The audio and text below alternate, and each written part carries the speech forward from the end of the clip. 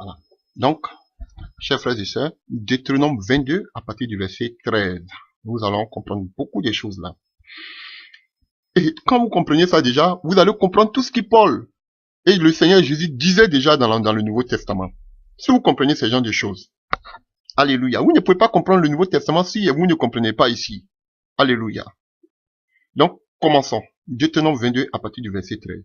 Si un homme qui a pris une femme et est allé vers elle, éprouve ensuite de l'aversion pour sa personne, s'il lui impute des choses criminelles et porte atteinte à sa réputation en disant « J'ai pris cette femme, je me suis approché d'elle et je ne l'ai point trouvée vierge », alors le père et la femme et la mère de la jeune femme prendront les signes de la virginité et les produiront devant les anciens de la ville à la porte. Le père de la jeune femme dira aux anciens « J'ai donné ma fille pour femme à cet homme et il a pris en aversion. » Il lui impute les choses criminelles en disant « Je n'ai pas trouvé ta fille vierge. » Or, voici les signes de virginité de ma fille.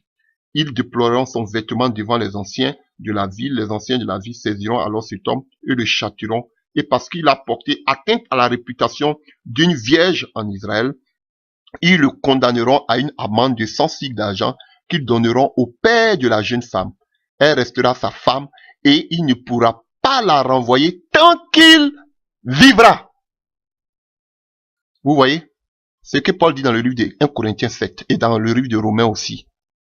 On va le voir tout à l'heure. Vous comprenez? Et les gens lisent, Paul dit, je parle par rapport à des gens qui connaissent la loi. Et ils sautent ça, eux-mêmes ils lisent, mais ils sautent.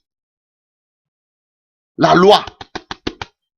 Il dit, je parle à des gens qui connaissent la loi. Il écrivait aux Romains. Quand vous allez prendre Actes des Apôtres, on voit qu'il y avait des Juifs qui venaient voir Paul dans la maison et Paul leur donnait des enseignements. Ils sautent ça. Si vous ne connaissez pas la loi, vous ne pouvez pas comprendre ce que Paul dit là-bas. Et les gens là, ces réformateurs là, même ils lisent ça, mais ils sautent. Mais expliquez aux gens.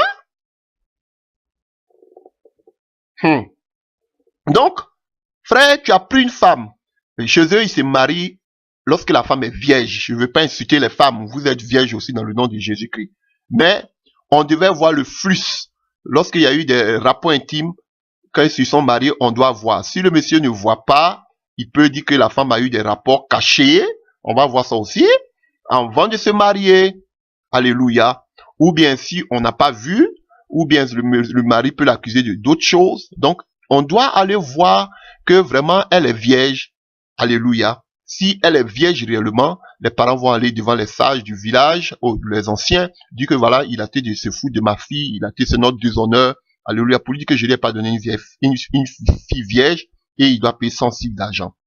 Et on nous dit que si c'est vrai, la femme là restera sa femme à vie tant qu'il vivra. Vous avez compris? Tant qu'il vivra, la femme là doit rester sa femme. Donc ça veut dire que on se marie. Alléluia. La femme devait rester sa femme pour toujours. Attention. Tant qu'il n'y a pas infidélité ou adultère, la femme peut rester sa femme à vie. C'est la même chose que Paul disait là-bas. On a parlé de ça, même Jésus.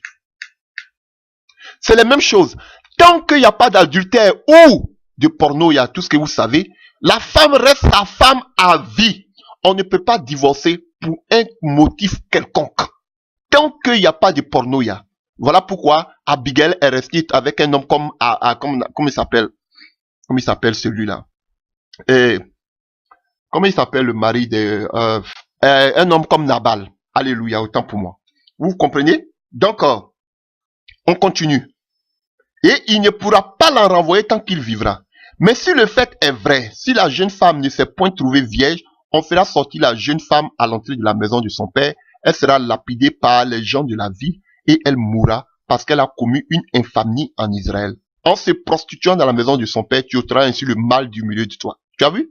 Vous avez vu? Mais si elle avait commis une prostitution, si elle avait commis l'adultère, si elle avait commis des rapports, alléluia, elle devait être quoi? Lapidée. Mais si elle est sainte, elle devait rester sa femme à vie. Mais si une fois qu'il y a une impudicité, une fois qu'il y a une adultère, elle devait être lapidée. Frère, l'adultère était le seul motif. Le pornoïa était le seul motif. On le verra aussi dans la nouvelle alliance. Donc, dit que il n'y a aucun motif, ça veut dire parce qu'il faut pardonner. Non, Jésus allait dire, on doit pardonner, il n'y a aucun mariage. On en arrive. Il n'y a aucun divorce du moins.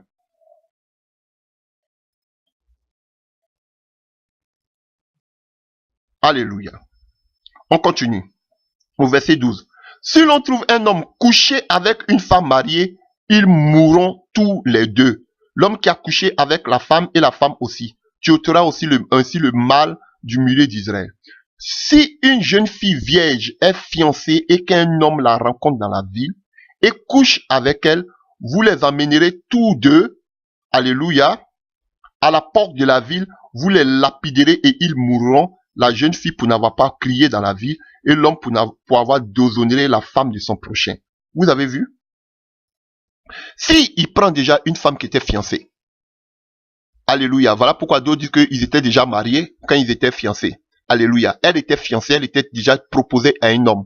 Si tu vas coucher avec elle, alléluia, dans la ville, si la femme n'a pas crié, on vous lapide vous deux parce qu'on dit qu'elle est complice, elle était consentante. Parce que dans la ville, il y a beaucoup d'hommes. Si elle criait, les gens allaient l'attendre. Mais si elle n'a pas crié, c'est qu'elle aussi, elle était consentante.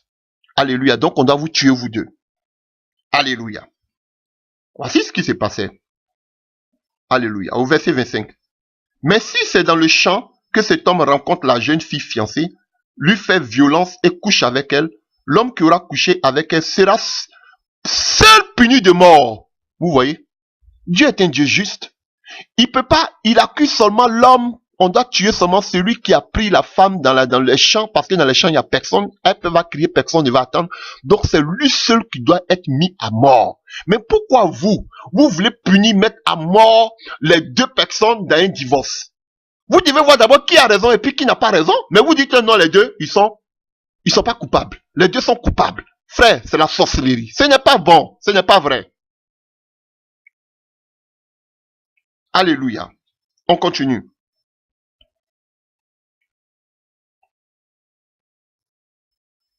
Alléluia. Où on était au verset 25. Si c'est dans le champ que cet homme rencontre la jeune fille fiancée, lui fait violence et couche avec elle, l'homme qui aura couché avec elle sera seul puni de mort. Tu ne feras rien à la jeune fille, elle n'est pas coupable d'un crime digne de mort. Vous avez vu? Elle n'est pas coupable. Si c'était d'autres, elle aussi elle a péché. Car il en est dans ce cas comme de celui où un homme se jette sur son prochain et lui ôte la vie. La jeune fille fiancée que cet homme a rencontrée dans les champs a pu crier sans qu'il ait eu personne pour la secourir. Si un homme rencontre une jeune fille vierge, non fiancée, lui fait violence et couche avec elle, et qu'on vienne à les surprendre, l'homme qui aura couché avec elle donnera au père de la jeune fille 50 cycles d'argent, et parce qu'il l'a déshonorée, il la prendra pour femme, et écoutez bien, il ne pourra pas la renvoyer tant qu'il vivra. Nul ne prendra la femme de son père, nul ne se lèvera à la couverture de son père. Il ne pourra pas renvoyer cette fille tant qu'il vivra, c'est comme sa femme. À moins qu'il n'y ait pas de pornoïa, à moins qu'il n'y ait pas d'adultère ou d'infidélité. C'est la seule chose qui brise un mariage. Vous comprenez maintenant comment les yeux s'ouvrent? Les gens qui vous donnent des choses, ils sautent du coq à l'âne, ils prennent ici pour... faut qu'ils vous fassent un enseignement. Chers frères et sœurs, donc voici comment c'est passé. Et nous continuons. Dans le livre de, toujours, Deutéronome 24. Deutéronome 24. À partir du verset 1. Lorsqu'un homme aura pris une épouse, lorsqu'un homme aura pris épouser une femme qui viendra à ne pas trouver grâce à ses yeux, parce qu'il a découvert en elle quelque chose de honteux, qu'on appelle, Thompson parle ici, que la femme peut-être elle parle beaucoup, elle est causeuse, alléluia, voilà. C'est ce que Thompson parle, il dit. Voilà, c'est ce que ça veut dire ici. Voilà. Donc, quelque chose de honteux qu'il a découvert en elle. Par exemple, comme ce qui s'est passé entre Joseph et Marie. Alléluia. Qu'est-ce qui se passe ici? Qu'est-ce qu'il doit faire? Alléluia. Il écrira pour elle une lettre de divorce et après lui avoir remise en main, il en renverra dans la maison. Alléluia. Écoutez bien. Ça veut dire que dans l'Ancien Testament, on pouvait se divorcer pour rien. Frère, Et je me demande comment vous lisez la parole. Et c'est la même chose que les disciples, les pharisiens sont venus dire à Jésus. Est-il permis à quelqu'un de répudier une femme pour un motif quelconque? Parce que ici, pour un motif quelconque, tu pouvais renvoyer ta femme. Tu peux renvoyer ta femme pour un motif quelconque. Elle est trop causeuse, elle parle beaucoup, ça te plaît pas, tu lui fais une lettre, elle n'a qu'à partir chez ses parents. Alléluia. Donc, dans l'Ancien Testament, on pouvait divorcer pour un rien. La femme n'avait pas le droit de divorcer, c'est l'homme qui avait dit, je ne veux plus de toi.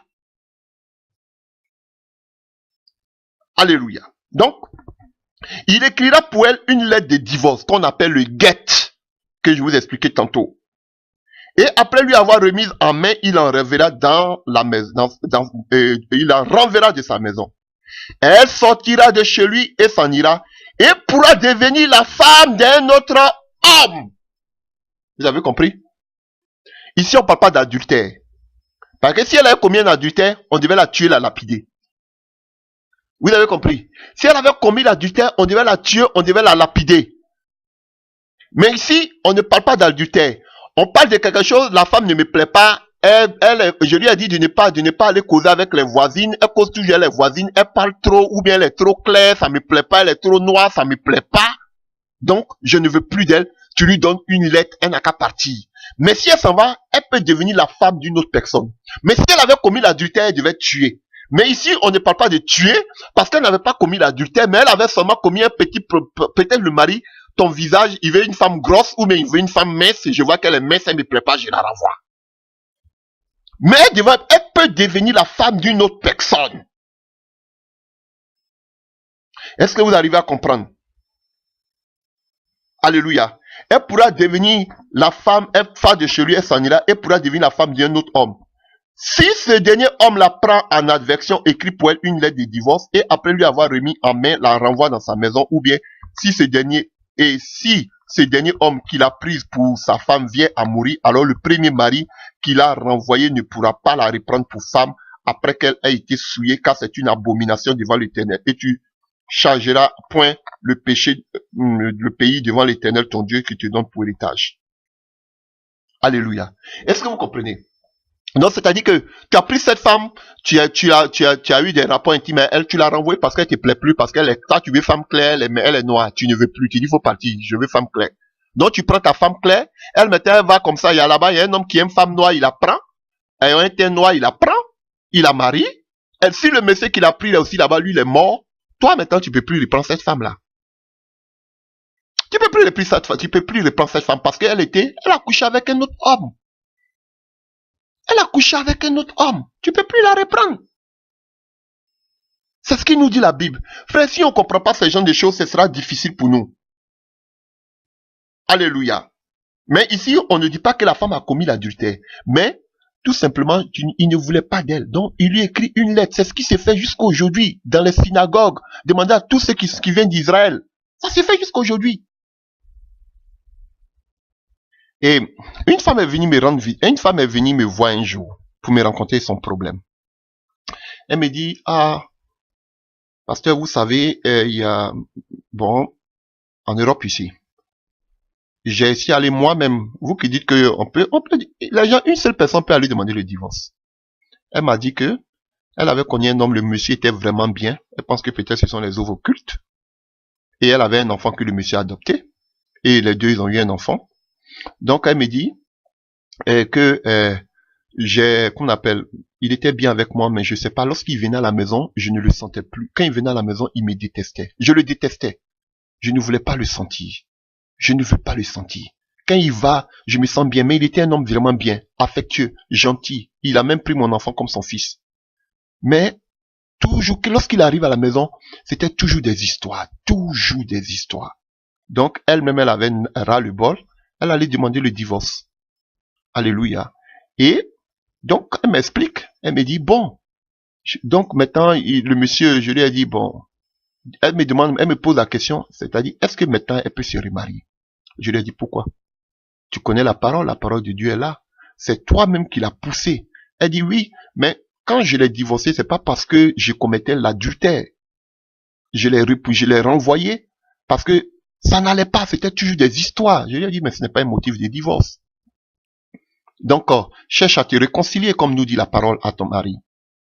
Alléluia. Donc, elle dit, oui, j'aimerais bien me réconcilier avec lui, mais depuis cette histoire, moi, je suis resté seul, mais lui, il s'est remarié avec une femme. Et il a eu même des enfants avec cette femme. Donc, pasteur, c'est difficile. J'ai dit, mais est-ce que tu en as parlé de cela avec lui? Elle m'a dit oui, mais il ne veut même pas entendre parler de ça. Il est heureux là où il est.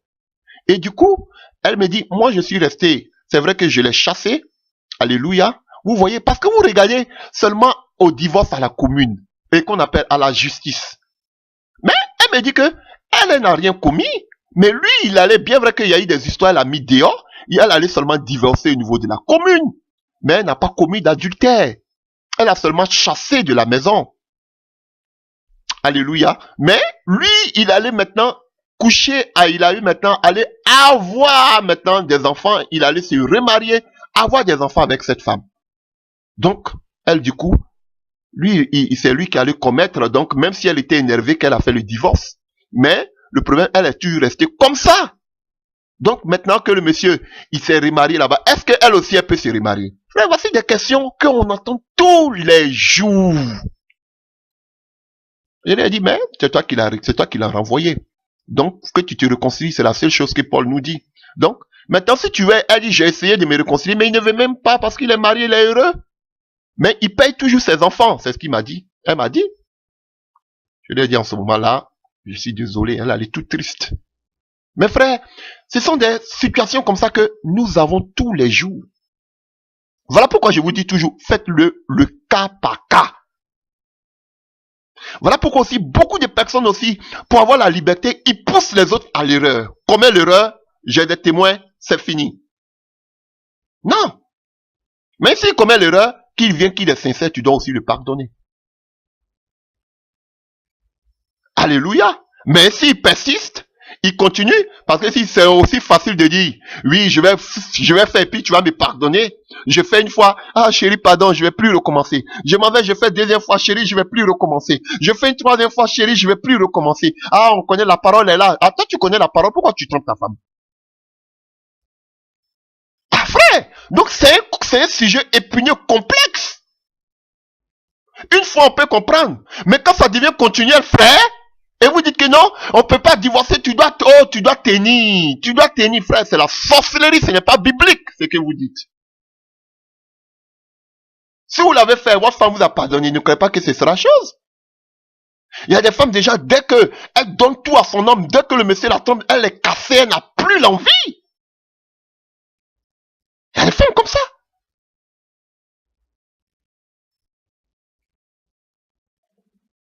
Donc, frère,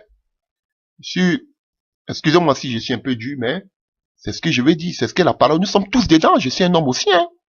Je le prêche aujourd'hui, mais je serai aussi jugé, ma femme aussi, elle entend ce que je suis en train de dire. Alléluia, donc ça veut dire que quand j'ai fini moi-même là, je dois marcher correctement. Sinon, c'est cette même prédication qu'elle va me balancer au visage. Mais il faut que les gens soient éclairés, parce que je vois les gens parlent, mais je dis il faut que les gens soient éclairés. Donc, quand l'homme commet l'impudicité, l'adultère, on vient voir la femme, on dit, oh, ça peut aller, pardon, faut pardonner, ça va aller. Deuxième fois, faut pardonner. Troisième fois, pardon, faut pardonner. Maintenant, quand la femme va se lever pour aller demander le divorce, on dit, oh, tu as péché. Tu as péché. Mais dites aussi aux frères d'arrêter.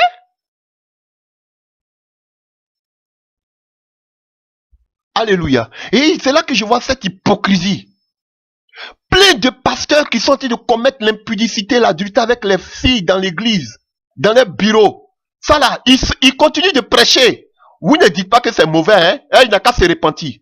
Mais dès que quelqu'un, une femme va aller, une sœur va aller faire un divorce, un frère va aller faire un divorce parce que lui-même il est dans la vérité, il a raison. On dit que non, tu es un prince et tu n'as pas le droit de prêcher parce que tu t'es divorcé. Mais vous ne voyez pas vous-même qu'ils êtes en train de commettre l'adultère. C'est là que je trouve l'hypocrisie quand même, hein, frère. Comme si tout se résumait à aller devant un tribunal pour divorcer. C'est pas là. Mais l'impudicité que les gens commettent. Mais il continue de prêcher. Mais on n'en parle pas, ça c'est normal, il peut se repentir. Alors ce passage, allons-y directement, alléluia, dans le livre de, qu'on appelle, dans le livre de Romains 7. Romains 7. Romains 7. À partir du verset 1. Romains 7, à partir du verset 1. Ignorez-vous, frères, car je parle à des gens qui connaissent quoi? La loi. On vient de lire la loi tout à l'heure. Vous voyez ça devant vos yeux, vous sautez. Je parle à des gens qui connaissent la loi. Que la loi exerce son pouvoir sur l'homme aussi longtemps qu'il vit. Ainsi, une femme mariée est liée par la loi à son mari tant qu'il est vivant. Mais si le mari meurt, elle est dégagée de la loi qui la liait à son mari. Si donc du vivant de son mari, elle devient la femme d'un autre, elle sera appelée adultère. Mais si le mari meurt, elle est affranchie de la loi de sorte qu'elle n'est point adultère, devenant la femme d'un autre. C'est ce que Paul nous dit. Mais ici, il parle de quoi? De la loi. C'est qu'on vient de lire. Vous aussi, vous avez été par le corps de Christ mis à mort en ce qui concerne la loi. Vous voyez, on parle seulement de loi. Au verset 5. Les passions des péchés provoqués par la loi. Par la loi de nos membres, de sorte que nous portons les fruits pour la mort. Mais maintenant, nous avons été dégagés de la loi, étant morts de cette loi sous laquelle nous étions retenus, de sorte que nous servons dans un esprit nouveau et selon la lettre qui a vieilli. Que dirons-nous donc? La loi est-elle péché? Loin de là. Mais je n'ai connu le péché que par la loi. Frère, vous voyez, Paul parle de la loi, tout ce qu'on vient de lire. Voici ce que Paul est en train de dire ici. Elle est liée. Elle est liée à son mari par la loi. Il parle de la loi. Elle ne doit pas laisser. Une femme mariée est liée par la loi à son mari tant qu'elle est vivante. Elle ne doit pas, frère, je vous dis dans la loi, la femme n'a pas le droit de dire que je divorce, je dégage de ce foyer. Non, non, non, non. Si elle laisse son mari, selon la loi, elle laisse son mari pour partir, la loi était en faveur des hommes. Je vous dis la vérité. Si elle laisse son mari pour partir, elle va aller marier quelqu'un d'autre, elle vit dans l'adultère. Selon la loi, c'est ce que Paul disait ici. Et c'est ce qu'on a lu. C'était l'homme. Dans le judaïsme, c'est dans la loi, c'est l'homme qui doit dire je ne veux plus de toi. Mais la femme n'a pas le droit de le dire. Voilà, c'est pourquoi Paul dit je parle à des gens qui connaissent la loi. Parce que c'est ce qu'il disait la loi. Frère, enseignez-nous.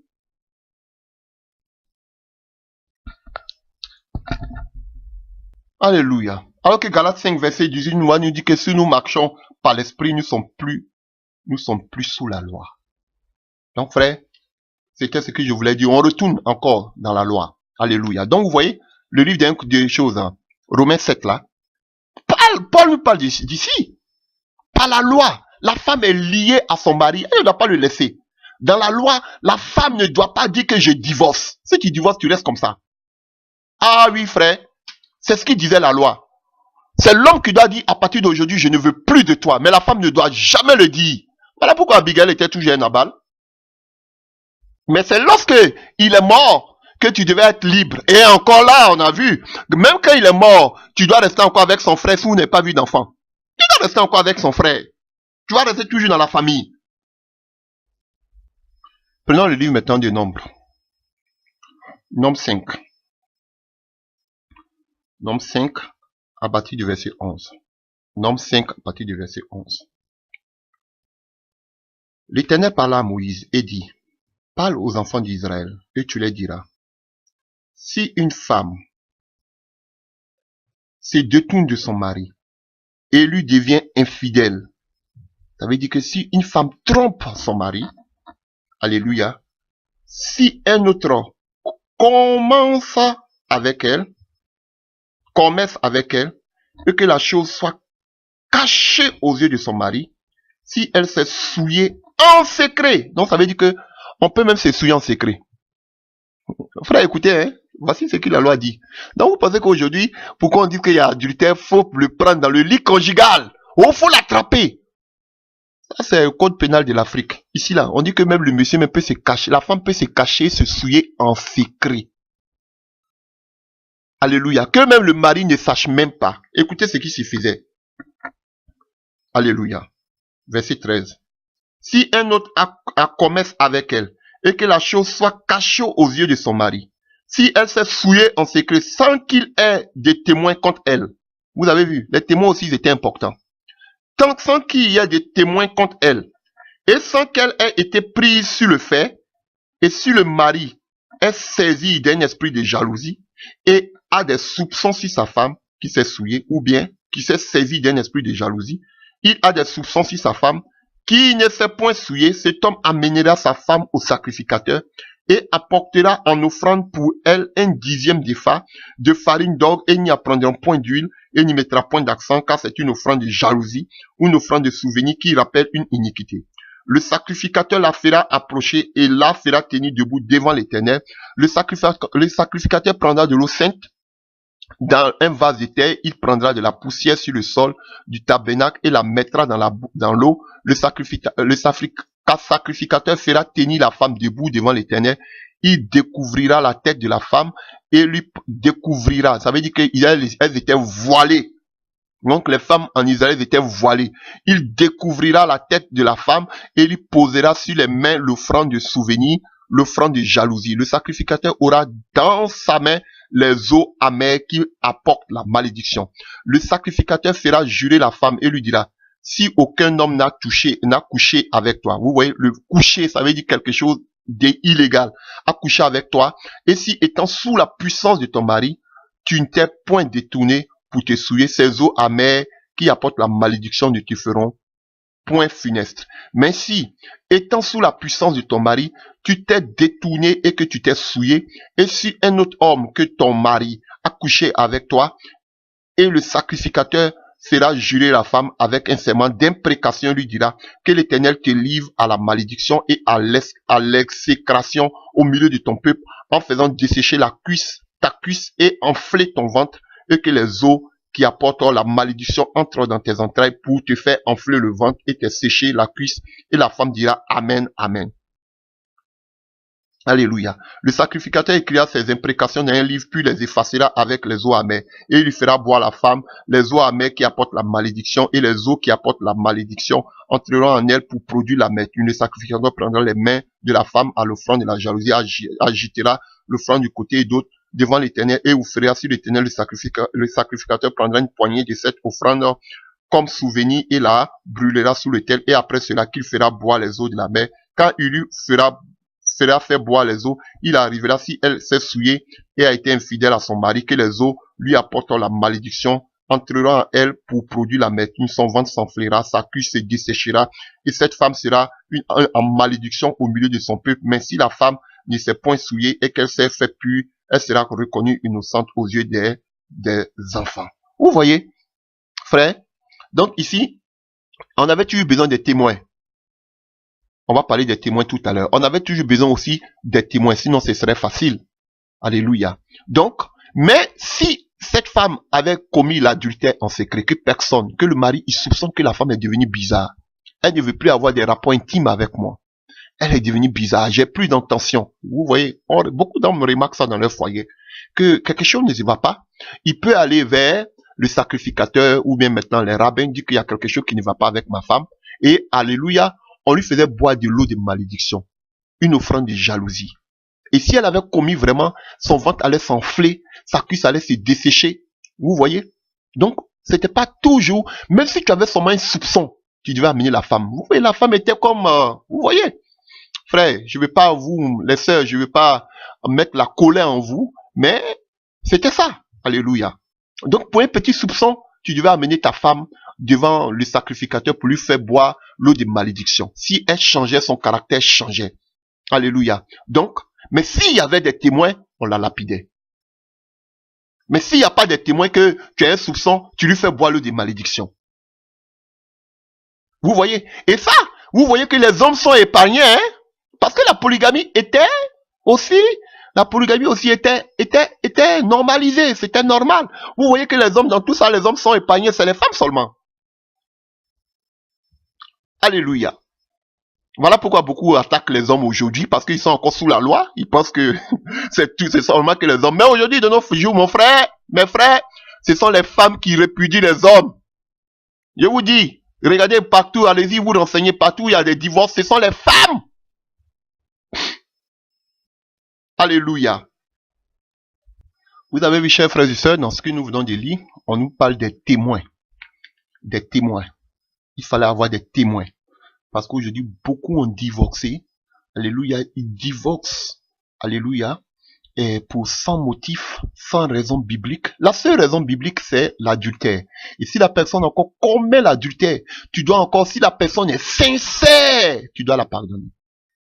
Si la personne n'est pas sincère, qu'elle fasse sa tête, tu dois avoir des témoins. Frère, et je vais vous montrer des passages, mais moi-même, je suis encore plus rigide pour ce genre de choses. Frère, moi, les conseils que je peux vous donner, si vous voyez des gens d'adultère, d'infidélité ou toutes sortes de porno, tu vois que ton mari est homosexuel, ta femme est lesbienne, ou bien il y a la masturbation, ou il y a la prostitution, ou que il y a la zoophilie, tout ce qui est abomination, qui sont contre nature, parce que les véritables relations intimes, c'est un homme qui est marié avec une femme seulement. Alléluia. Si vous remarquez ce genre de choses, frère, que la personne vous demande, vous se présente à vous, est sincère dans le pardon, vous devez l'accepter. Mais si la personne continue, vous lui donnez même avertissement, il continue, frère, il faut que vous ayez des témoins. Et je vais vous montrer qu'il fallait avoir des témoins en Israël. Et frère, mais moi je vous dis, même quand il y a ce genre de choses, après vous deux, qu'est-ce que vous devez faire? Appelez votre famille, appelez la famille du monsieur ou de la femme, qui eux-mêmes ils soient témoins. Voilà pourquoi je vous dis que le mariage unit deux familles. Alléluia. Voilà pourquoi les mariages en Europe sont plus même que dans les pays africains. Parce que les parents en Afrique jouent un grand rôle. Mais alors qu'ici, il n'y a personne. Pour un rien, ça me pique dans la tête. Allez, on divorce. Parce qu'il n'y a personne pour donner des conseils. Vous comprenez? Parce que la famille a été mise en dehors du mariage. Chers frères et sœurs. Donc, appelez les deux familles. Les familles vont essayer de donner des conseils. Essayez d'unir. Si ça ne va pas, frère, appelez même des chrétiens. Appelez même des pasteurs. Moi, je vous dis même pas un pasteur. Appelez 3 pasteurs. Frère, appelez même 2 à 3 pasteurs. Je vais vous montrer. Frère, posez les pas que tout le monde va voir ce qui se passe réellement. Je vous dis la vérité. Appelez la famille. Appelez votre famille, qu'ils soient témoins. Appelez les pasteurs, que les pasteurs soient témoins. Frère, même si je vais aller encore plus loin, que l'église, si vous faites partie d'une église locale, que l'église soit aussi au courant de ce qui se trame. Alléluia. Et si possible, même la ville. Vous allez me dire que j'exagère. Ah frère, il faut chercher toujours des raisons. Même la ville, que tout le monde constate. Que tout le monde, là, bon, quand je dis la vie, c'est un peu exagéré, mais là, votre milieu de vie, tout le monde doit savoir qu'il y a quelque chose qui se trame, qui ne va pas. Frère, il faut avoir des témoins. Voilà. C'est ce que je peux dire. Voilà. Pour ne pas qu'au demain on dise que, voilà, il a fait ceci, il a fait cela. Voilà pourquoi nous allons prendre le livre de Deutéronome 17, le livre de Deutéronome 17, à partir du verset 10. S'il se trouve peut-être au milieu de toi dans une des villes de l'Éternel ton Dieu, que te donne un homme, une femme, faisant ce qui est mal aux yeux de l'Éternel ton Dieu et transgressant son alliance, allant après d'autres dieux pour les servir et se prosterner devant eux pour le soleil, que ce soit le soleil, la lune et toute l'armée des cieux, ce n'est point là ce que j'ai commandé. Dès que tu en auras connaissance, dès que tu auras appris, tu feras avec soin les recherches, la chose est-elle vraie? On dit, vous voyez, vous devez faire des investigations pour voir déjà si c'est vrai, même si on ne parle pas là, ici, on dit quelque chose qui est abominable, mais que ce soit des adorations. Le fait est-il établi, cette abomination a-t-elle été commise en Israël? Alors tu feras venir à l'époque l'homme ou la femme qui sera coupable de cette mauvaise action, et tu lapideras ou puniras de mort cet homme ou cette femme. Celui qui mérite la mort sera exécuté sur la déposition de 2 ou 3 témoins. Il ne sera pas puni à mort sur la déposition d'un seul témoin. La main des témoins s'élèvera la première sur lui pour le faire mourir. Et la main de tout le peuple ensuite, tu ôteras ainsi le mal du milieu de toi. Donc ça veut dire que c'est les témoins. Il doit y avoir les témoins. Alléluia. Ce sont les témoins en Israël qui levaient les premiers, qui prenaient les pierres, les premiers. Alléluia. On a une belle histoire de la femme prostituée adultère dans la Bible. Nous allons parler de ça. Donc, c'était les témoins qui lançaient les premiers, les pierres au-dessus, et qu'on appelle celle qui était accusée ou même celui qui était accusé. Et nous le voyons aussi dans le livre de Nombre. Alléluia. Nombre 35, à partir du verset 30. Si un homme tue quelqu'un, on notera sa vie, on notera la vie au meurtrier. Sur la déposition des témoins. Un seul témoin ne suffira pas pour faire condamner une personne à mort. Donc frère, tu peux pas appeler ton papa ou bien quelqu'un, une connaissance, pour dire, tu as vu ce qu'elle a fait, tu es témoin, hein? Non. Il faut avoir des personnes qui soient témoins. Alléluia. Mais témoin, ça veut pas dire forcément, comme je le disais tantôt, qu'il faut prendre la personne en frangant des lits, en train de commettre, tu la vois, qui le fait aujourd'hui? Même vous-même qui prêchez ça, vous êtes des truands, des anciens bandits. Quand vous faisiez ce genre de choses-là, est-ce qu'on vous attrapait? Donc arrêtez de nous distraire. Donc aujourd'hui, qui trompe, et puis il appelle pour dire, viens, elle a été de métro, à moins que toi-même tu veux qu'on te voit. Sinon, aujourd'hui, frère, mais si vraiment tôt ou tard tu pourras remarquer, vous pouvez les voir, il peut y avoir plusieurs choses, mais c'est qu'il peut y avoir ce qu'on appelle des témoins, vous pouvez les voir avec les copains ou les copines, ainsi de suite. Mais moi, ce que je dis au devant de Dieu, c'est ça qui est le plus important. Je ne veux pas que vous fassiez la chasse aux sorcières. Frère, il y a des personnes automatiquement qui viennent, qui vous disent, je te trompe. Je ne veux plus rester avec toi. Frère, j'ai trop écouté. Voilà, mais vous, cherchez votre raison. Frère, c'est tout ce que je peux vous dire. Je ne veux pas que vous divorcez. Je suis contre. Je ne veux pas. Mais frère, je veux dire que il y a beaucoup aussi qui vivent des moments qui vivent des moments difficiles, qui ont vécu des moments comme ça. Il y a beaucoup aussi qui ont divorcé par ce genre de choses et on leur dit que non, même si vous avez divorcé, même si tu as raison, c'est un divorce, c'est divorce. Non! Vous ne pouvez pas, et qu'on appelle condamner celui qui est innocent et celui qui a commis l'acte. Ce n'est pas biblique. Même Dieu est juste, frère. Dieu est juste. Non, c'est jusqu'à la mort. Ce n'est pas biblique. Qui vous a dit ça? Ouais. Et puis, prenons cette histoire de Joseph et Marie. Qui était témoin entre Joseph et puis Marie? Dites-moi. Personne. On dit Joseph voulait pas la diffamer. Donc, qu'est-ce que Joseph a fait? Il voulait rompre secrètement avec elle. Parce qu'en temps normal, Marie devait être lapidée. Rien. Frère, voici ça. Dites-moi. Elle était enceinte, tôt ou tard, ça allait sortir. Mais qui était témoin? Alléluia. Elle pouvait dire que c'est Joseph qui m'a enceinté. Ou bien Joseph pouvait aller crier que, voici ça, elle a commis l'adultère. Alléluia. Voilà pourquoi Dieu est venu parler à Joseph. N'aie pas peur de prendre Marie, ta femme. Elle n'a pas commis l'adultère. Elle n'a pas commis l'adultère. Dieu savait, c'est lui-même qui a écrit cela. Mais dites-moi, qui était le témoin entre entre Joseph du moins, et Marie? Frère, quand vous comprenez ce genre de choses, donc c'est difficile en ce qui concerne les témoignages. Voilà pourquoi d'autres disent, faut l'attraper sur le lit conjugal, dans la position. Oh frère, vous exagérez quand même. Alléluia. Mais ce que je dis, il faut avoir des gens qui voient quand même que quelque chose s'est passé et que cette personne, frère, à moins que la personne soit sadique, sinon, généralement, les gens, quand ils ne veulent pas, ils disent, je ne veux plus, j'ai quelqu'un dans ma vie. À moins qu'ils veulent il y a d'autres qui sont rusés, des femmes qui sont rusées, des hommes qui sont rusés, qui veulent pousser les autres à la faute. Ils sont comme ça, plein. Voilà. Donc aujourd'hui, beaucoup ont fait des erreurs parce que tu vois une sœur dans l'église, et dans l'église, ou une sœur, ou un frère, tu penses qu'il est né de nouveau. Tu penses qu'il est chrétien. Mais après, tu te rends compte que, mais vraiment, il y a quelque chose qui ne va pas. Voilà pourquoi faites beaucoup attention. Donc, chers frères et sœurs, qui avaient la capacité de pouvoir juger? Alléluia.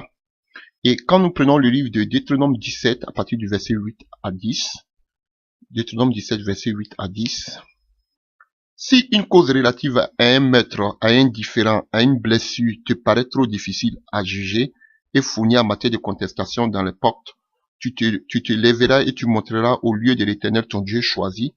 Tu iras vers les sacrificateurs, les lévites, et vers celui qui remplira alors les fonctions des juges. Tu les consulteras et ils te feront connaître la sentence. Tu te conformeras à ce qu'ils te diront dans le lieu que choisira l'Éternel et tu auras soin d'agir d'après tout ce qu'il t'enseigne. Alléluia.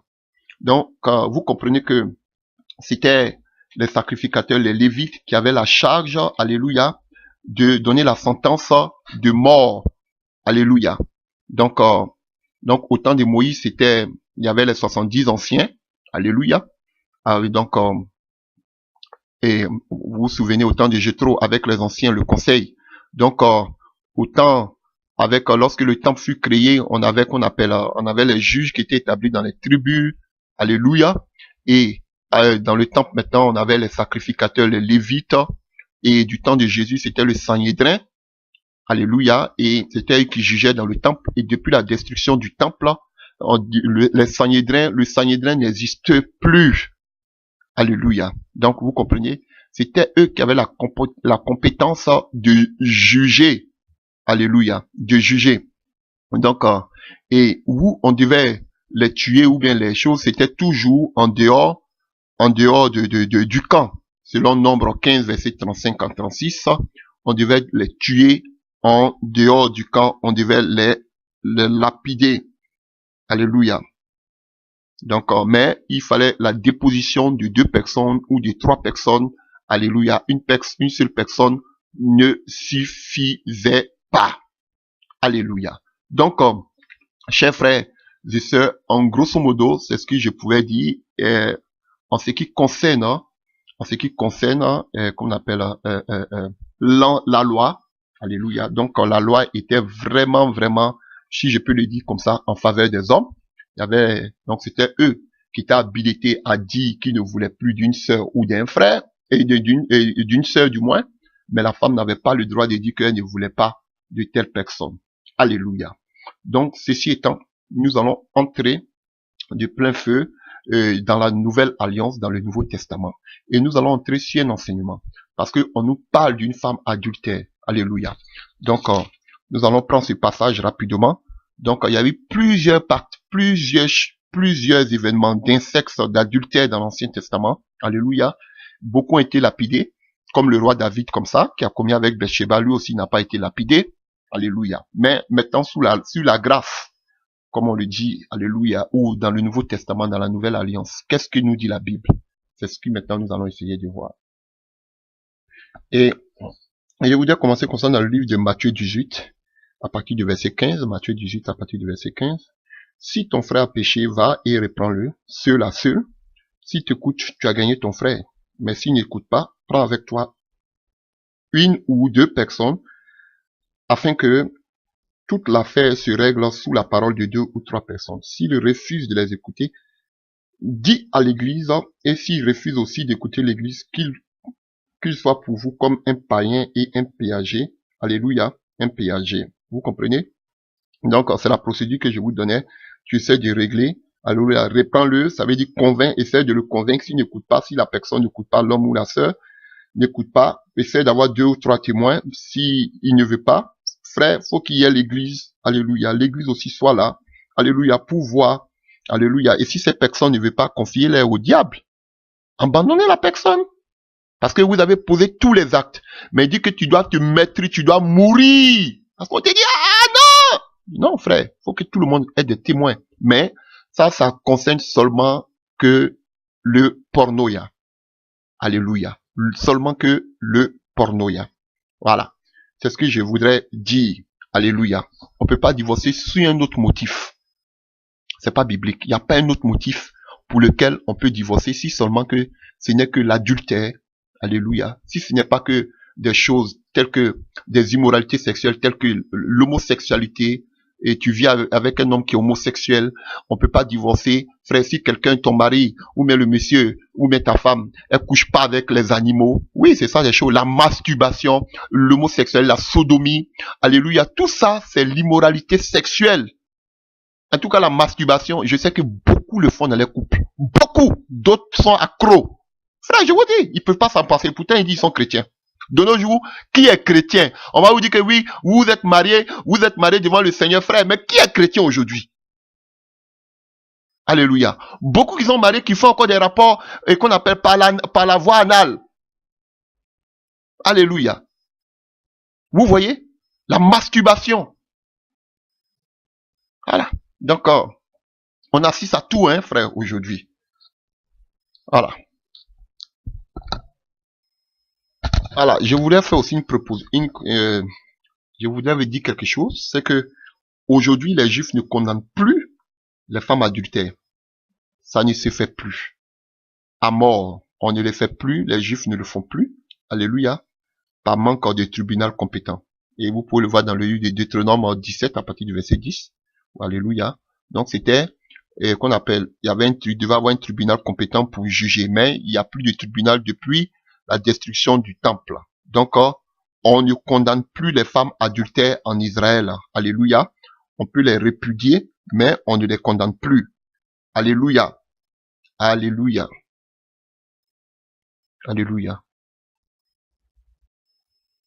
Alors prenons maintenant un passage dans le livre de Jean 8. Jean 8, à partir du verset 3. Alors les scribes et les pharisiens amenaient une femme surprise en adultère. La plaçant au milieu et disent à Jésus, Maître, cette femme a été surprise en flagrant délit d'adultère. Alléluia. On dit elle était surprise en flagrant délit d'adultère. Moïse, dans la loi, nous a prescrit de lapider de telles femmes. Toi donc, que dis-tu? Il disait cela pour le mettre à l'épreuve, afin de pouvoir l'accuser. Mais Jésus se baissa et se mit à écrire avec le doigt sur la terre. Comme il persistait à la question, à le questionner, il se redressa et lui dit, que celui de vous qui n'a jamais péché jette le premier la pierre. De nouveau se baissa et il mit à écrire sur la terre. Quand ils eurent entendu cela, accusés par leur conscience, ils se retiraient l'un à l'autre, commencés par les plus âgés et jusqu'au dernier. Et Jésus resta seul avec la femme qui était au milieu. Alléluia. Vous voyez, voici une belle histoire. Ils se sont appuyés sur plusieurs passages. Alléluia. Déjà, ils amènent une femme qui était prise en flagrant délit d'adultère. Ça veut dire qu'ils avaient des témoins, mais on ne dit pas ici qui sont les témoins. Alléluia. Et comme nous avons vu tantôt, ce sont les témoins qui devaient prendre les pierres. Comme eux-mêmes ils disent, c'était pour chercher un moyen pour pouvoir accuser Jésus pour le tuer. Alléluia. Parce qu'en principe, il devait avoir les témoins qui devaient être les premiers à prendre les pierres. Mais ils sont venus nombreux avec une femme qui a commis l'adultère. Et la deuxième des choses que je veux dire, selon la loi, c'était pas seulement la femme adultère qui devait être lapidée, et l'homme aussi. Pourquoi l'homme n'est pas venu? Pourquoi ils ont mené seulement que la femme? Pourquoi ils n'ont pas envoyé l'homme? Les deux devaient être lapidés. Alléluia. Et vous avez vu, ils l'ont fait exprès parce qu'ils connaissaient la loi. Et ils voulaient voir comment Jésus allait réagir. Alléluia. Et ce que je voulais dire encore, Jésus n'était pas habilité à donner la sentence de la femme. Alléluia. Parce que Jésus il faisait pas partie du conseil, ou bien du tribunal compétent pour faire ce genre de choses. Il devait les amener directement chez le Sanhédrin. Mais ils ont amené la femme directement chez Jésus-Christ de Nazareth pour le mettre en flagrant délit. Alléluia. Parce qu'ils savaient que si Jésus disait, elle devait être lapidée, ils vont dire, mais tu as frein à la loi, parce qu'elle ne doit pas être lapidée seule. Alléluia. Si Jésus dit que, non, elle ne doit pas être lapidée, ils vont lui dire que, mais tu vas contre la loi de Moïse. Alléluia. Donc, Jésus, qui est la sagesse, a usé de sagesse, alléluia, pour pouvoir délivrer cette femme. Alléluia. Voilà. Et ils ne sont pas venus aussi avec des témoins. Alléluia. Alléluia. Oh, alléluia. Que le nom de Dieu soit béni. Alors nous repartons directement dans le livre de Matthieu. Alléluia. Que nous dit Matthieu 5. Voilà. Donc je vous dis, il y avait des tests. Il y a des tests en ce qui concerne l'adultère dans la parole de Dieu. Donc s'il vous plaît, même si vous voulez réagir face à cette vidéo, accrochez-vous sur la parole, sur les écrits. Pardonnez, ne sautez pas du coq à l'âne. Alléluia. Lisons la parole. Alléluia, dans le livre de Matthieu 5. Alléluia. À partir du verset 32.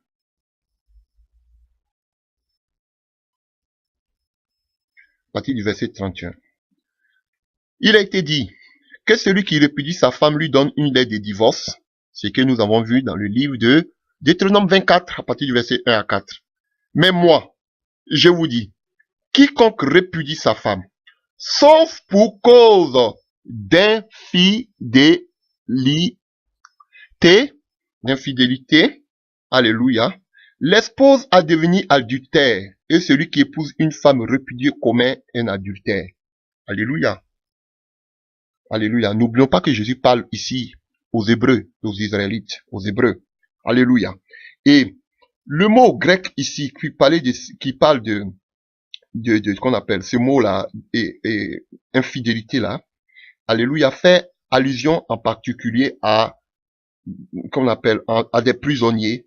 Ailleurs, il est traduit par la prostitution, par la débauche, alléluia, par des immoralités sexuelles. Donc, c'est le mot, donc, pornoïa, alléluia.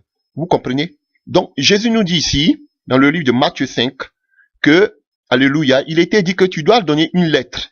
Mais, Jésus dit ici, seulement, parce que, comme je vous ai dit dans le livre de Matthieu, où on parle d'une lettre, où on devait donner une lettre, c'est dans le livre de Deutéronome 24.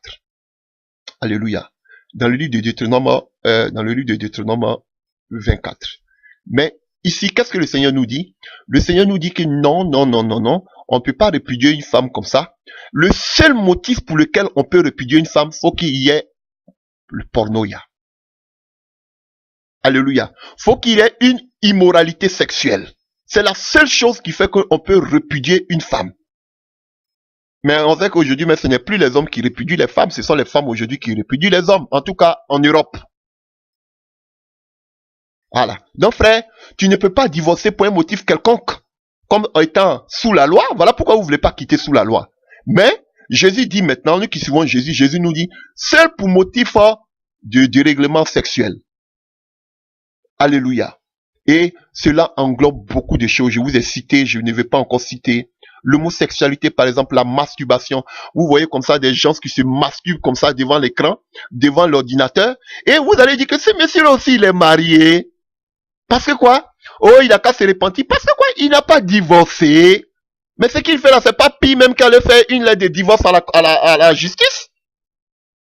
Oui, vous avez critiqué, mais vous voyez aujourd'hui, ils sont toujours mariés. Vous voyez ces homosexuels, mais ils sont toujours mariés. Alléluia. Oui, je condamne personne. Parce que tout péché est pardonnable. Même l'homosexualité, Dieu pardonne. Même le lesbianisme, Dieu pardonne. Même je ne sais quoi. Dieu pardonne tout péché. Le seul péché qui n'est pas pardonnable, même tu peux pécher contre Jésus, il te pardonne. Mais il dit, celui qui pêche contre le Saint-Esprit ne sera jamais pardonné. Frère, c'est grave. Et vous ne voulez pas parler du Saint-Esprit. Celui qui parle mal du Saint-Esprit ne sera jamais pardonné. Mais il peut pardonner un homosexuel.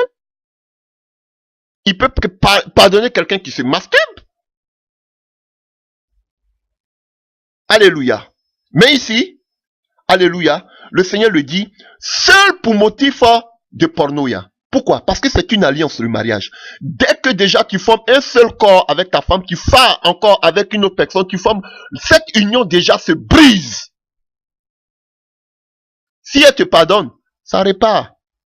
Mais si elle ne te pardonne pas, elle est libre. Je vous dis, je ne veux pas pousser qui que ce soit, mais je prêche la parole. C'est ce que vous ne voulez pas enseigner. On dit, ah, ça c'est le passage préféré de ceux qui veulent faire du n'importe quoi. Non, je suis encore plus dur. Ça ne veut pas dire aussi qu'il faut pousser l'autre à la faute pour que vous puissiez vous remarier, frère. Il y a des procédures. Mais prêchez la parole. C'est ce que je vous reproche. On dit qu'il n'y a pas de condition pour un divorce. Si, il y a une condition ici. Vous allez me dire, non, il faut pardonner. Sinon, Jésus allait dire, on peut pardonner tout. Sinon, Jésus a dit, il n'y a pas de divorce. On pardonne tout. C'est clair. C'est le français. Pourquoi vous voulez ajouter? Pourquoi vous voulez ajouter? Alléluia.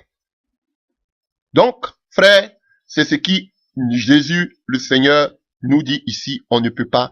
Et ce mot, c'est le mot pornoïa. L'infidélité, immoralité sexuelle, pas seulement pour des raisons, seulement pour l'homosexualité, le lesbianisme, la sodomie, la masturbation, la zoophilie, qui sont avec les animaux, catophilie, qui sont avec les morts, la nécrophilie, qui sont avec les morts, alléluia, qui font des rapports dans des excréments, tout ça, pour ces genres de choses. Frère, si la personne continue, tu pardonnes, la personne continue, elle ne veut pas arrêter, tu appelles, tu as des témoins. Et puis c'est pourquoi les gens divorcent. Vous allez me dire sans témoin, parce qu'il y a des choses qui font honte.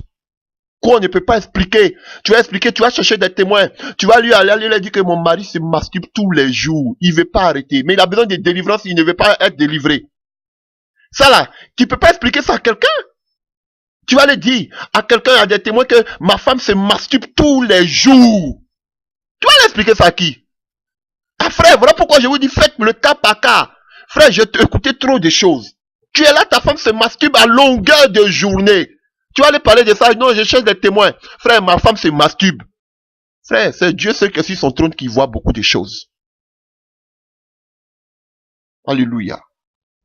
Les gens vivent beaucoup de choses. Vous êtes dans vos 4 murs, vous n'écoutez pas les gens. Nous, pendant 20 ans, j'ai trop entendu des choses, frère. J'étais radical. Mais frère, au fur et à mesure, avec tout ce que j'ai entendu, j'ai dit, waouh, les gens vivent des misères dans leur foyer. Mais ils ne peuvent pas en parler. Ils n'ont qu'à vous appeler pour vous en parler de cela. Non. Mais je ne pousse personne au divorce, je suis contre. Et vous ne verrez jamais mes pieds devant un juge pour divorcer. Jamais.